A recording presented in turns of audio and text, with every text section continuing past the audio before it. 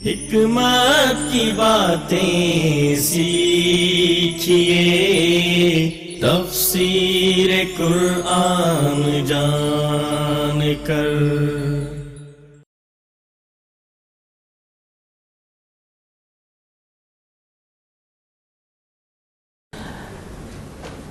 اللہ کے پاک نام سے 8ویں پارے کے 4تھے رکوع کا آغاز کرتے ہیں۔ آئیے پہلی آیت کی تلاوت سنتے ہیں۔ اور وہ اللہ تعالیٰ ہی ہے جس نے باغات کو پیدا کیا، چھجوں پر چڑھائے ہوئے اور نہ چڑھائے ہوئے، اور کھجوروں کو اور کھیتوں کو کہ اس کے پھل مختلف ہوتے ہیں، اور زیتون اور انار کو باہم ملتے جلتے بھی ہیں اور نہ ملتے جلتے بھی۔ اس کے پھلوں میں سے کھاؤ، جب وہ پھل لائیں اس کی کٹائی کے دن اللہ تعالیٰ کا حق ادا کرو اور حد سے نہ گزرو، یقیناً اللہ تعالیٰ حد سے گزرنے والوں کو پسند نہیں کرتا۔ اللہ رب العزت نے توجہ دلائی ہے دل کی اہم عبادت کی طرف۔ غور و فکر کرو اس کائنات میں کہ دیکھو وہ باغات جو تمہارے فائدے کے لیے ہیں، جس سے تمہیں نفع پہنچتا ہے، اس کی وجہ سے اس کائنات میں حسن کس قدر ہے۔ ایسے باغات بھی ہیں جو چھجوں پر چڑھائے ہوئے ہیں، جیسے انگور کی بیلیں ہیں، اور کھجوروں کے درخت جس کے پھل بہت اوپر جا کے لگتے ہیں، اور اسی طرح زیتون اور انار جس کے درخت نسبتاً چھوٹے قد کے ہوتے ہیں۔ پھر اللہ تعالیٰ نے پھلوں میں سے جو کچھ عطا کیا اس کے بارے میں حکم دیا ہے کہ پھلوں میں سے کھاؤ، جب وہ پھل لائیں اس کی کٹائی کے دن اللہ تعالیٰ کا حق ادا کرو۔ یعنی جس نے یہ سارا سلسلہ تمہارے لیے ممکن بنایا، جس نے یہ خیر و برکت عطا کی، اس کا حق ضرور ادا کرو اور حد سے نہ گزرو۔ یہ اہم نصیحت ہے کیونکہ اللہ حد سے گزرنے والوں کو پسند نہیں کرتا۔ اس آیت کریمہ میں پھلوں کی کثرت اور ان کے فوائد کی طرف بھی اشارہ ہے۔ پھر یہ کہ اس نے بندوں کو سکھایا ہے کہ پودوں کو کس طرح سے چھتریوں پر چڑھایا جاتا ہے اور کیسے ان کی پرورش کی جاتی ہے۔ اللہ تعالیٰ نے اپنے رازق ہونے کو دلیل کے طور پر پیش کیا ہے کہ وہ رزق دیتا ہے۔ اگر وہ رازق ہے تو حاکم بھی وہی ہے، وہ خالق ہے، رازق ہے، پوری زندگی کا کفیل ہے۔ وہی حق رکھتا ہے کہ انسان زرعی اجناس، مویشیوں اور اپنی زندگی کے معاملات میں اسے حاکم مان لیں اور اس کے فیصلوں کے مطابق اپنی زندگی کو بسر کریں۔ جابر بن عبداللہ فرماتے ہیں کہ رسول اللہ صلی اللہ علیہ وسلم نے فرمایا، جس شخص کی کھجوریں 10 وسق یعنی 40 من سے زیادہ ہوں، وہ محتاجوں کے لیے مسجد میں چند خوشے لا کر لٹکا دے۔ سبحان اللہ، کتنی سادگی کے ساتھ یہ بھی سمجھا دیا کہ آپ اس میں سے اللہ تعالیٰ کا حق کیسے ادا کرو گے۔ اور یہاں پیداوار کے حق سے مراد صدقہ ہے۔ اور جہاں تک اس بات کا تعلق ہے کہ حد سے نہ گزرو، تو جس چیز میں انسان اللہ تعالیٰ کے حکم سے آگے بڑھتا ہے وہی حد سے گزرنا ہے، وہی اسراف ہے، اور اللہ تعالیٰ اسراف کرنے والوں کو ناپسند کرتا ہے۔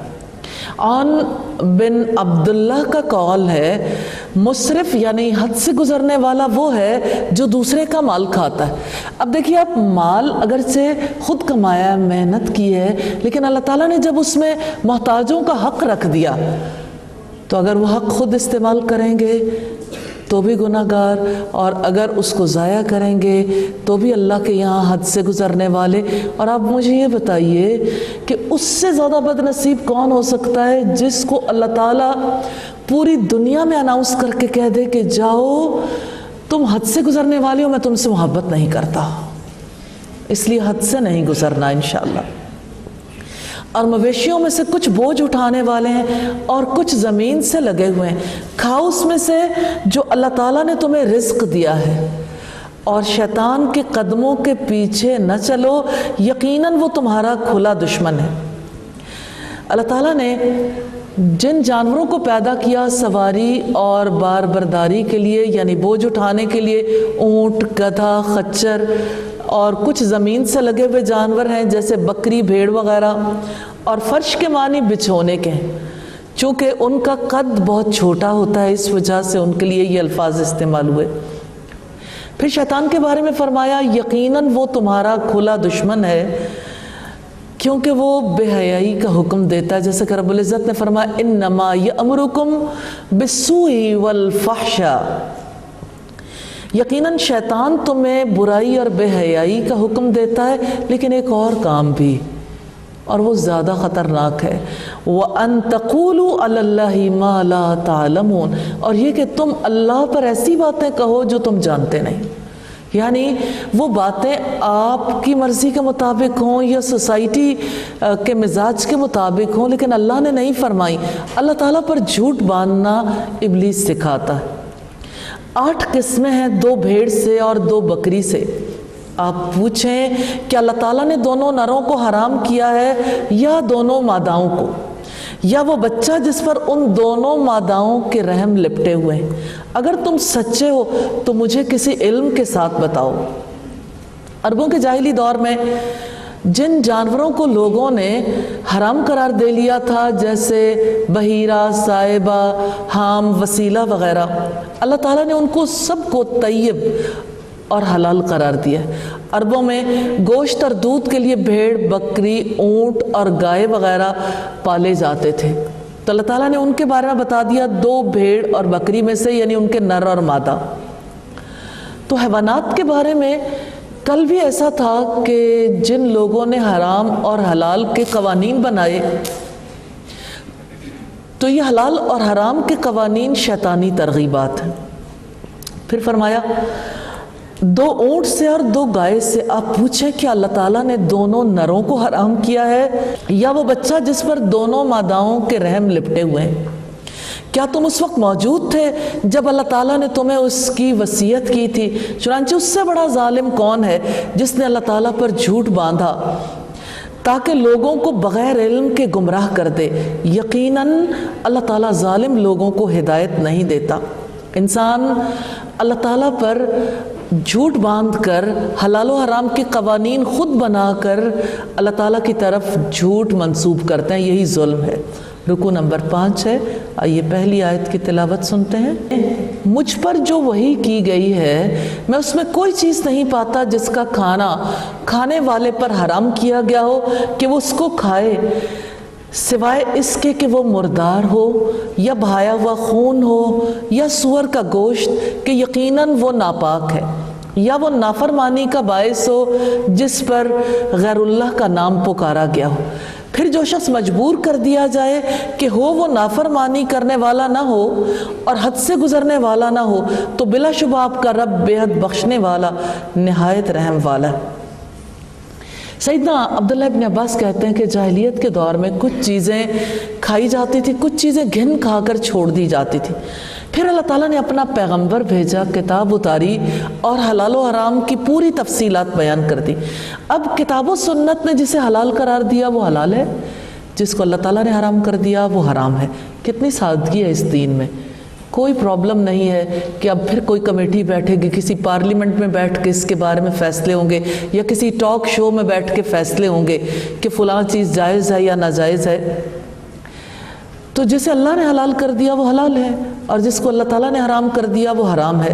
جس پر خاموشی اختیار کی ہے وہ معاف ہے۔ پھر آپ نے یہی آیت پڑھی، یہ ابن مردوہ کی روایت ہے۔ اب آپ دیکھیے کہ اللہ کے حلال کردہ اور حرام کردہ میں کتنی سادگی ہے۔ اللہ تعالیٰ نے حرام کی لسٹ شائع نہیں کی۔ اگر یہ لسٹ ہوتی تو ہم میں سے کوئی اس کو نہ پہنچ سکتا۔ حلال کی لسٹ اگر شائع کرتے یا قرآن مجید میں دیتے، اللہ تعالیٰ نے 4 چیزیں بتائی ہیں جو حرام ہیں۔ اب مجھے یہ بتائیے کہ غبی انسان 4 چیزوں کو یاد رکھ سکتا ہے؟ ایک بالکل سادہ ذہن کا آدمی، بچہ، بوڑھا، کوئی عورت، مرد، کتنی آسانی ہے دین میں۔ 4 چیزیں کون سی ہیں؟ مردار، یعنی جو مر جائے، خود سے مر جائے، اللہ تعالیٰ کی دی ہوئی موت سے، اس کو نہیں کھا سکتے، اور اس میں سائنٹیفکلی بھی بہت نقصانات ہیں۔ یہ تو بات کی بات ہے، ہم تو اس بات پر یقین رکھتے ہیں کہ ہمارے رب نے اس سے حرام قرار دیا۔ بہتا ہوا خون ظاہر ہے صفاقی کی علامت بھی ہے، نقصانات بھی ہیں، لیکن ہم تو اس وجہ سے اسے حرام جانتے ہیں کہ اسے اللہ تعالیٰ نے حرام قرار دیا۔ سور کا گوشت، اس کے اندر کتنے فسادات ہیں، کتنا نقصان ہے، وہ اپنی جگہ پر، لیکن ہم تو اس لیے اسے حرام کہتے ہیں، مانتے ہیں کہ اسے اللہ تعالیٰ نے حرام قرار دیا ہے۔ اور جس پر اللہ تعالیٰ کے سوا کسی اور کا نام لیا گیا، کسی پاک ترین ہستی کا نام لیا گیا، مثال کے طور پر کسی نبی کا، کسی نبی کے نواسے کا، کسی کا بھی نام لیا گیا، یا کسی بڑے بزرگ کا، اللہ نے اپنی کتاب میں واضح کر دیا۔ دیکھیں اس بات پر کسی مسلمان کا کوئی جھگڑا نہیں، اللہ کی کتاب پر سب کا یقین ہے، محمد رسول اللہ صلی اللہ علیہ وسلم پر سب کا یقین ہے۔ اختلافی باتیں چھوڑ کے اب اللہ کی کتاب میں دیکھیں، جس پر اللہ تعالیٰ کے سوا کسی اور کا نام لیا گیا وہ حرام ہے، وہ جائز نہیں ہے۔ ہاں اس کے بارے میں لوگ سوچیں کہ اب یہ ضائع چلا جائے گا، یا اس کا گوشت جو ہے وہ فلاں جگہ پر جا کے ذبح کیا گیا اور اس کو ضرور کھانا چاہیے، حرام ہے۔ مسلمان کے لیے اتنی بات کافی ہے کہ اللہ رب العزت نے اسے حرام کر دیا۔ ایک دفعہ سیدہ سودا رضی اللہ تعالیٰ عنہ کی ایک بکری مر گئی۔ انہوں نے کہا کہ اللہ کے رسول میری بکری مر گئی ہے، فرمایا اس کا چمڑا کیوں نہ اتار لیا؟ بولی کیا مری ہوئی بکری کا چمڑا بھی لیا جا سکتا ہے؟ آپ نے یہ آیت پڑھ کر فرمایا تم چمڑا کھاتی نہیں ہو، اسے دباغت دے کر، یعنی اس کو ایک پروسیس سے گزار کر اس سے فائدہ اٹھا سکتی ہے۔ چنانچہ آپ نے اس کا چمڑا اتروا کر اسے دباغت دے کر اس کا مشکیزہ بنوا لیا، اور وہ ان کے پاس رہا تک کہ پرانا ہو کر پھٹ گیا۔ تو آپ دیکھیے کہ مردار کھانا حرام ہے، برتنا نہیں۔ اب اتنی سادگی کے ساتھ اللہ کے رسول صلی اللہ علیہ وسلم نے اس کو واضح کر دیا کہ اس میں کوئی ابہام نہیں ہے اب کسی کے لیے۔ حکمت کی باتیں سیکھیے، تفسیر قرآن جان کر، حکمت کی باتیں سیکھیے، تفسیر قرآن جان کر۔ اور ان لوگوں پر جو یہودی بن گئے، ہم نے ہر ناخن والے جانور کو حرام کر دیا تھا، اور گائیوں اور بکریوں میں سے ہم نے ان پر ان دونوں کی چربیاں حرام کر دیں، سوائے اس کے جو ان دونوں کی پیٹھوں یا انتڑیوں نے اٹھایا ہو، جو کسی ہڈی کے ساتھ ملی ہوئی ہو۔ یہ ہم نے انہیں ان کی سرکشی کی وجہ سے سزا دی تھی، اور بلا شبہ یقیناً ہم ہی سچے ہیں۔ اللہ رب العزت نے سورہ النساء کی آیت نمبر 160 میں فرمایا فَبِظُلْمٍ مِّنَ الَّذِينَ هَادُوا حَرَّمْنَا عَلَيْهِمْ طَيِّبَاتٍ أُحِلَّتْ لَهُمْ۔ تو ان لوگوں کے ظلم کی وجہ سے جو یہودی ہوئے، اور ان کے بہت سوں کو اللہ کے راستے سے روکنے کی وجہ سے، ہم نے ان پر پاک چیزیں بھی حرام کر دیں جو اللہ تعالیٰ نے ان کے لیے حلال کی تھیں۔ یعنی یہ سزا کے طور پر تھا، ورنہ اصلاً دین ایک ہے۔ ابن عباس فرماتے ہیں ایک دفعہ رسول اللہ صلی اللہ علیہ وسلم مسجد میں حتیم کی طرف رخ کیے بیٹھے تھے، آپ نے آسمان کی طرف دیکھا، پھر مسکرا کر فرمایا اللہ تعالیٰ یہودیوں پر لعنت کرے، ان پر چربیاں حرام کی گئی تھیں لیکن انہوں نے چربیاں بیچ کر ان کی قیمت کھائی۔ حالانکہ کسی چیز کے کھانے کو حرام فرما دینا اس چیز کی قیمت کو بھی حرام فرما دیتا ہے۔ اب آپ دیکھیے دو باتیں ہم نے دیکھی ہیں، ایک مردار کے چمڑے کو استعمال کیا جا سکتا ہے کیونکہ مردار کھانے کو اللہ تعالیٰ نے حرام کیا ہے، لیکن دوسری طرف یہ ہے کہ اگر ایک چیز کو اللہ تعالیٰ نے حرام کیا ہے تو اس کی قیمت لینا بھی حرام ہے۔ جیسے چربی ہے، ہمارے گوشت کے ساتھ جب ہم پکاتے ہیں تو کچھ نہ کچھ حصہ چربی کا رہ جاتا ہے، وہ پکتا ہے، وہ جائز ہے، حلال ہے، لیکن یہودیوں پر ان کے غلط کاموں کی وجہ سے حرام کی گئی تھی، لیکن اس کے باوجود انہوں نے چربیاں بیچ کر اس کی قیمت کھائی، حالانکہ وہ حرام تھی۔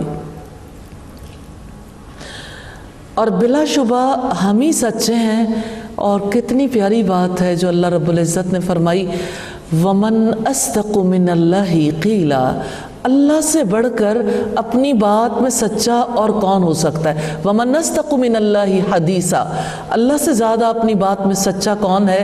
یہ النساء کی 87 نمبر آیت ہے۔ پھر اگر وہ آپ کو جھٹلائیں تو آپ کہہ دیں تمہارا رب وسیع رحمت والا ہے اور اس کا عذاب مجرم لوگوں سے ہٹایا نہیں جاتا۔ تو اللہ نے اپنے عذاب سے ڈرایا ہے کیونکہ جن گناہ گاروں کے گناہ بہت بڑھ گئے ہیں ان سے اللہ تعالیٰ کا عذاب ٹالا نہیں جا سکتا، لہٰذا اس کے عذاب کی دعوت دینے والے گناہوں سے بچو۔ اور ان میں سب سے بڑا گناہ محمد صلی اللہ علیہ وسلم کو جھٹلانا ہے۔ جن لوگوں نے شرک کیا وہ بہت جلد کہیں گے اگر اللہ تعالیٰ چاہتا تو نہ ہم شرک کرتے اور نہ ہی ہمارے باپ دادا، اور نہ ہم کسی چیز کو حرام کرتے۔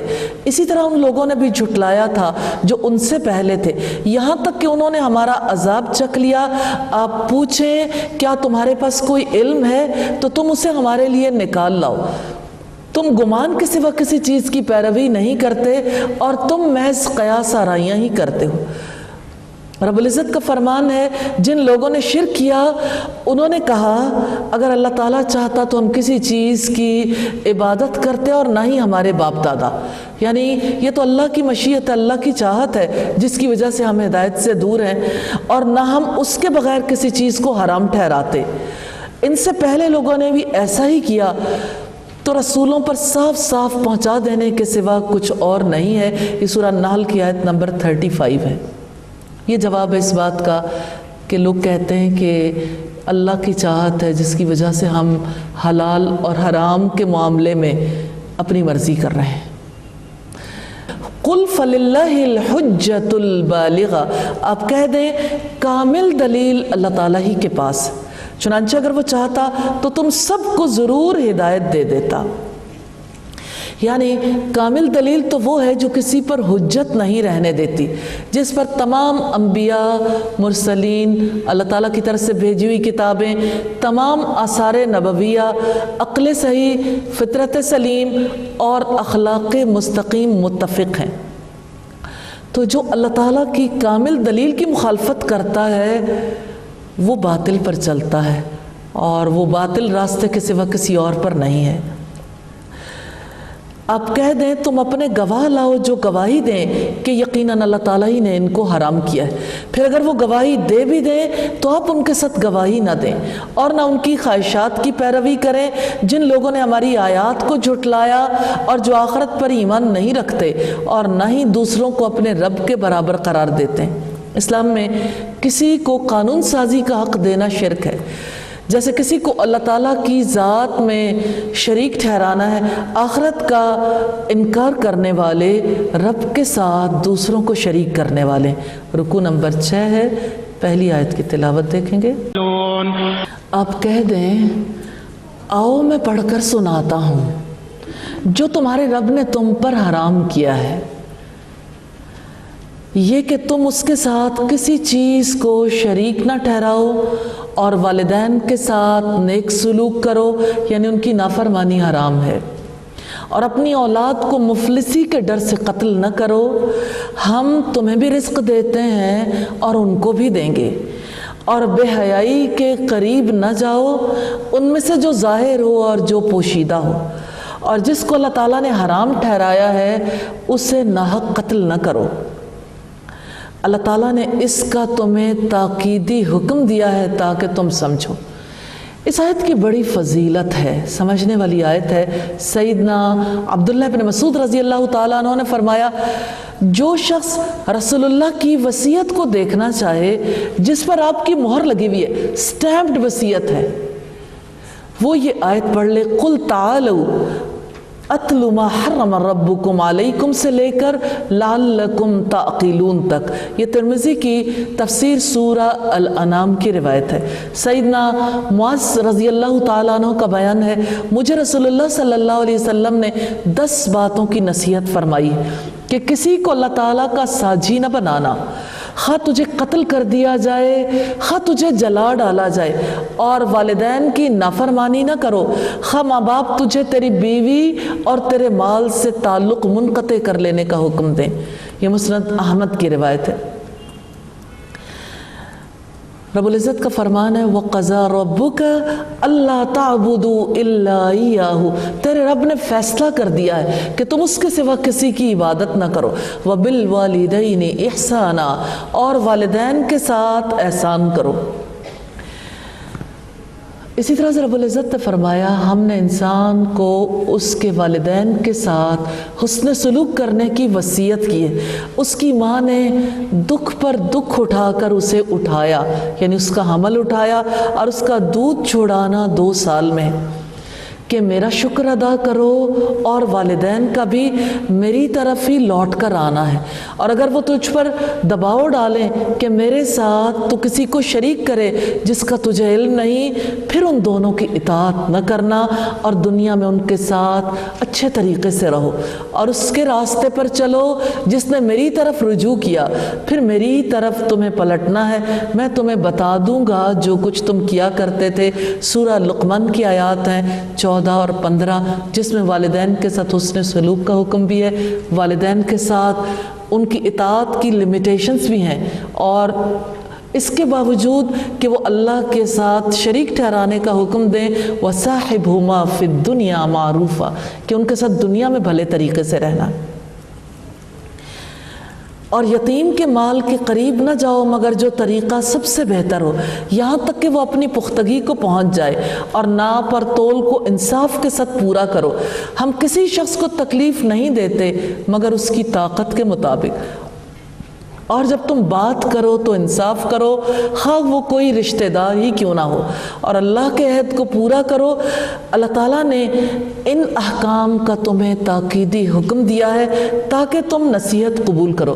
سیدنا ابو ہریرہ رضی اللہ تعالیٰ عنہ نے فرمایا کہ نبی صلی اللہ علیہ وسلم نے فرمایا 7 ہلاک کر دینے والے گناہوں سے بچو۔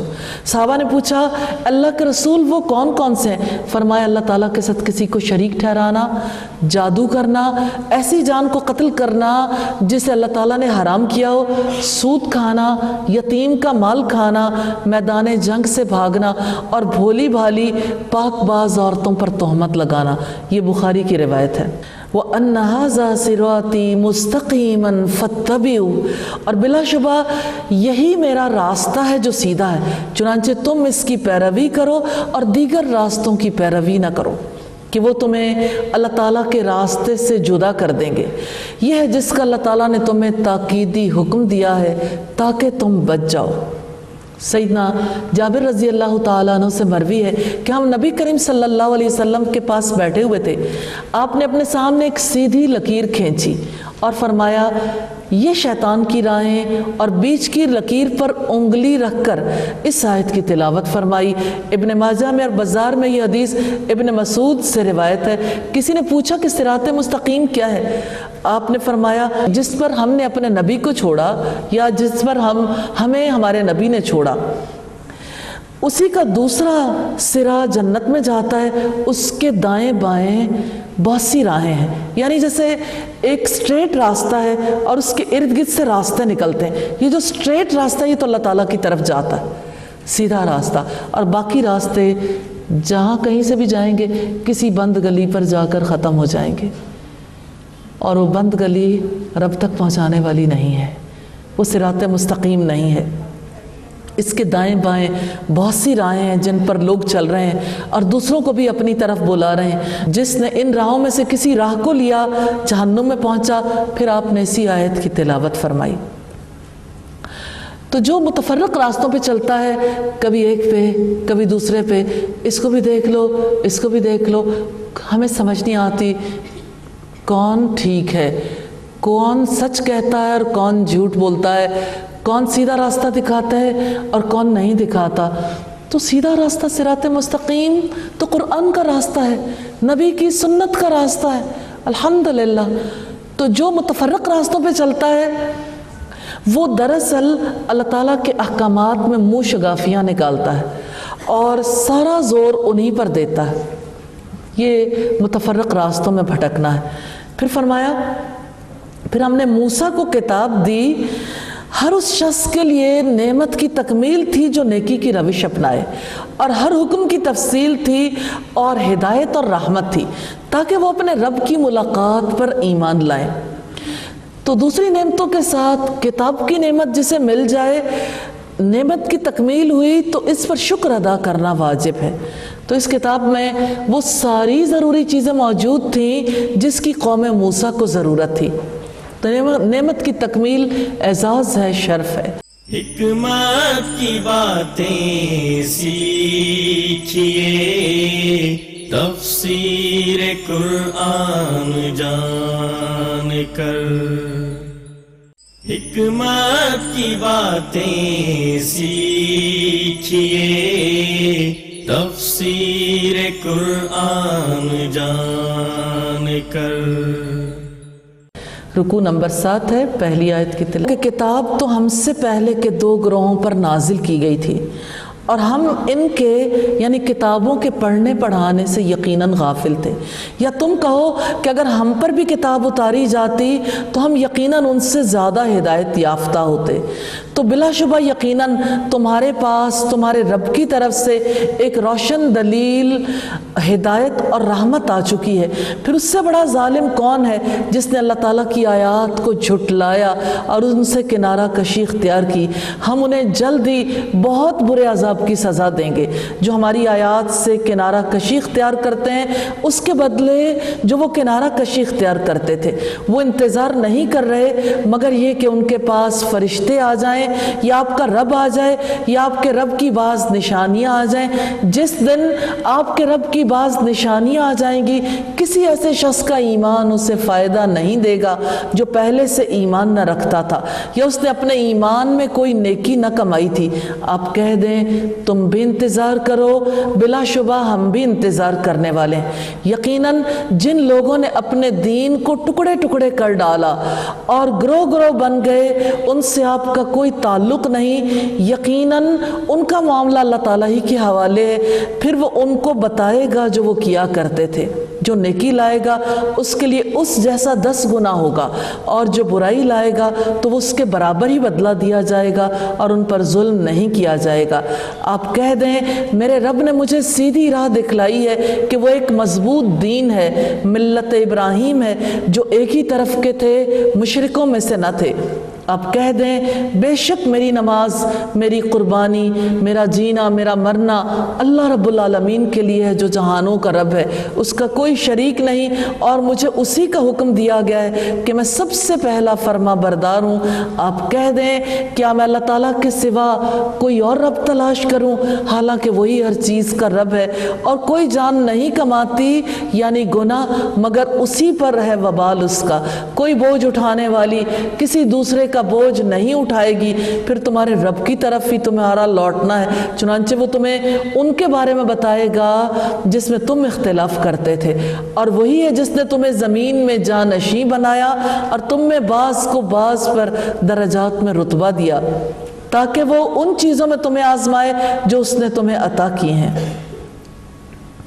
بے شک آپ کا رب بہت جلد سزا دینے والا ہے، اور بلا شبہ وہ یقیناً بےحد بخشنے والا، نہایت رحم والا ہے۔ کہ پاک نام سے سورہ الاعراف کا آغاز کرتے ہیں۔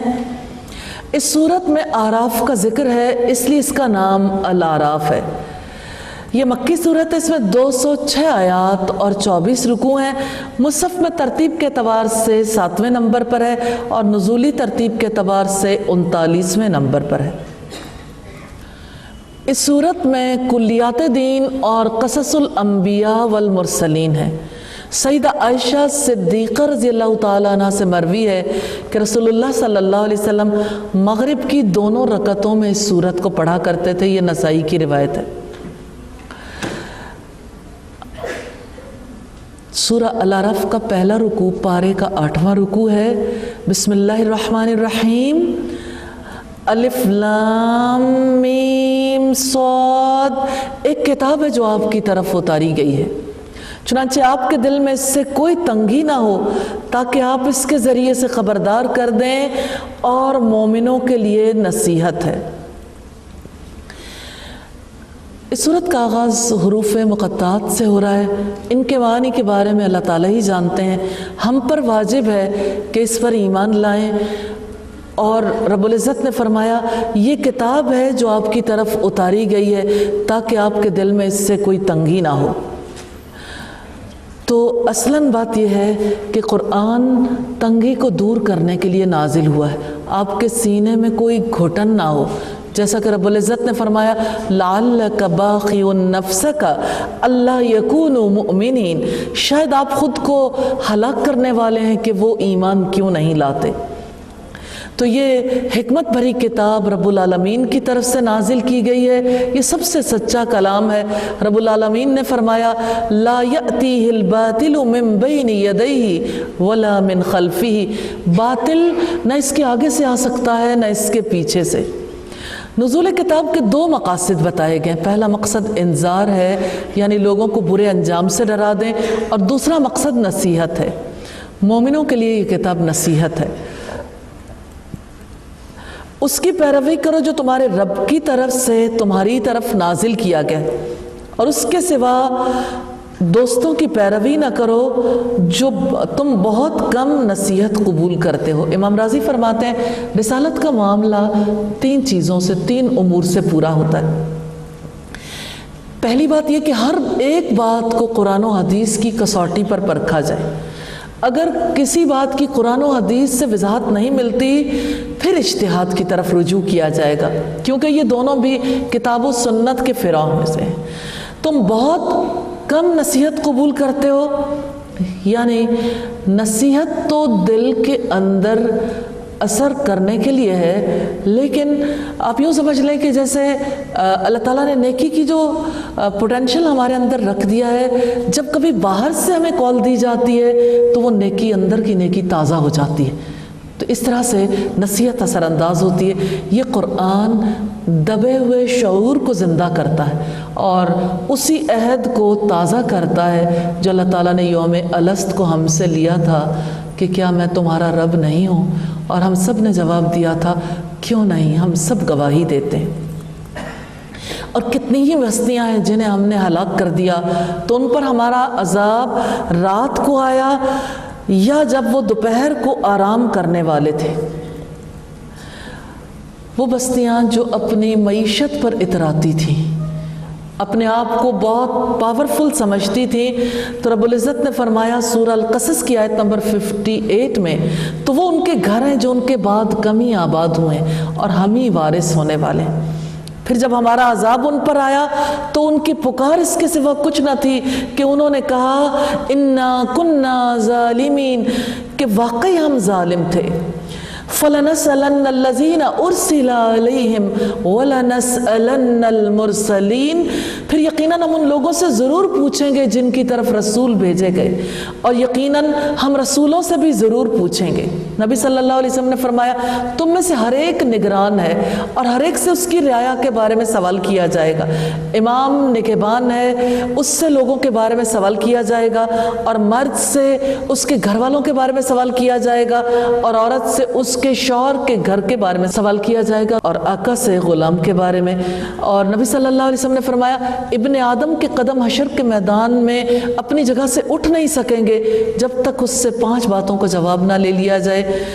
اس عمر کے بارے میں سوال کیا جائے گا کن کاموں میں پرانی کر دی، اور اس کے عمل کے بارے میں جو اس نے کیا، اور اس کے مال کے بارے میں کہاں سے کمایا اور کہاں پر خرچ کیا، اور اس کے جسم کے بارے میں اسے کہاں گھلایا.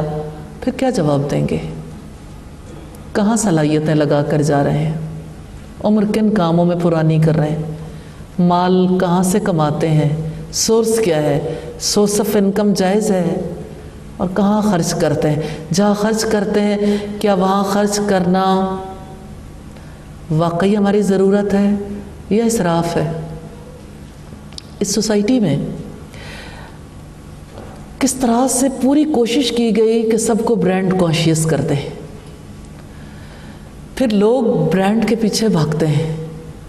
پھر آپ دیکھیں کہ ایسے طریقے اختیار کیے گئے ہیں، یقیناً ان سے بھی حساب ہوگا جو لوگوں کو فضول خرچی کے لیے اور لوگوں کو اسراف کے لیے آمادہ کرتے ہیں. بڑی حلال کمائی سمجھنے والے بھی، آپ یہ دیکھیں کہ یہ پہلا البم آیا، یہ پہلی دفعہ یہ سمر کلیکشن آئی، 15 دن 20 دن گزرنے کے بعد یہ سیکنڈ کلیکشن آ گئی۔ پہلے والے منہ دیکھتے رہ گئے کہ اب ہم سب پرانے ہو گئے کہ اگلی کلیکشن آ گئی ہے۔ اس کے بعد ایک اور کلیکشن آ گئی، پھر چوتھی ایک اور بار آ گئی۔ ایک خاتون آ کے کہتی ہے فلاں جگہ پہ نئی کلیکشن آ گئی ہے، سب لوگ اس کے پیچھے۔ آپ سوچئے ایک سمپل لان کا سوٹ ہے 8,000 10,000 12,000 تک پہنچ گیا۔ کس نے پہنچایا؟ کیسے طلب لگائی لوگوں کے دلوں میں؟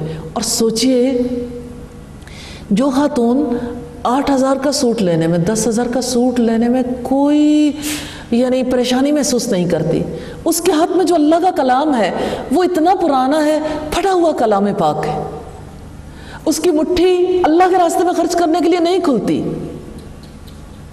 کس کے لیے جیتے ہیں ہم؟ میں نے چھوٹی سی ایک مثال دی ہے اور یہ پوری زندگی پر حاوی ہے۔ کھانے پینے کے حوالے سے دیکھ لیجئے، آپ ایجوکیشنل انسٹیٹیوشنز جس میں ہم اپنے بچوں کو بھیجتے ہیں ان کے حوالے سے دیکھ لیجئے، ایک بھاگ دوڑ ہے صبح سے لے کے رات تک۔ ساری بھاگ دوڑ کس مقصد کے لیے؟ اس میں کہیں بھی رب کی رضا ہے؟ کہیں بھی ایسا ہے کہ ہمارے دل کی خوشی نہ ہو؟ ہم کس کی خوشی کے لیے جیتے ہیں؟ کسی نیکی کا کام پہ خرچ کرنے کے لیے دل بند مٹھی بند، اور خواہشات کے لیے اسراف کے لیے سب کچھ کھلا ہوا ہے۔ اللہ تعالیٰ ہمارے حال پہ رحم فرما دے کہ ہم سے ان ساری چیزوں کا حساب کتاب ہونا ہے۔